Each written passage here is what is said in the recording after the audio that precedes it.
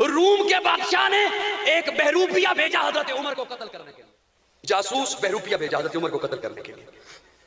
وہ آیا مدینہ میں، اور مدینہ میں آ کے کہتا ہے کہ پرائم منسٹر ہاؤس کہاں ہے،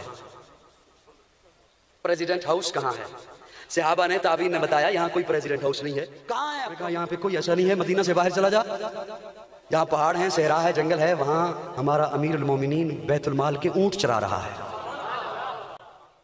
وہ وہاں پہ پہنچا تو دیکھا ہے کہ واقعتاً حضرت عمر کبھی اونٹوں کو ادھر سے ہانک رہے ہیں، کبھی ادھر سے ہانک رہے ہیں۔ وہ جاسوس ہے، شاطر ہے، بہروپیہ ہے، یہ کام کسی عام بندے کو تو سونپا نہیں جاتا، انتہائی چالاک ہے۔ اس نے سارے ماحول کا جائزہ لیا، اسے ایک گھنا درخت دکھائی دیا، اس کے ذہن میں کام کیا کہ عمر سستانے کے لیے اس درخت کے نیچے آ کر لیٹے گا۔ وہ اس درخت کے اوپر چھپ کر بیٹھ گیا، اتفاق سے حضرت عمر اسی کے درخت کے نیچے آ کر لیٹے۔ یہ اب اس انتظار میں ہے کہ ان کی آنکھ بند ہو اور میں حملہ کر دوں، ان کی آنکھ لگے بند ہو میں حملہ کر دوں۔ اتفاق سے ایک طرف سے ایک شیر نکلا، ایک درندہ نکلا، یہ خوش ہو گیا۔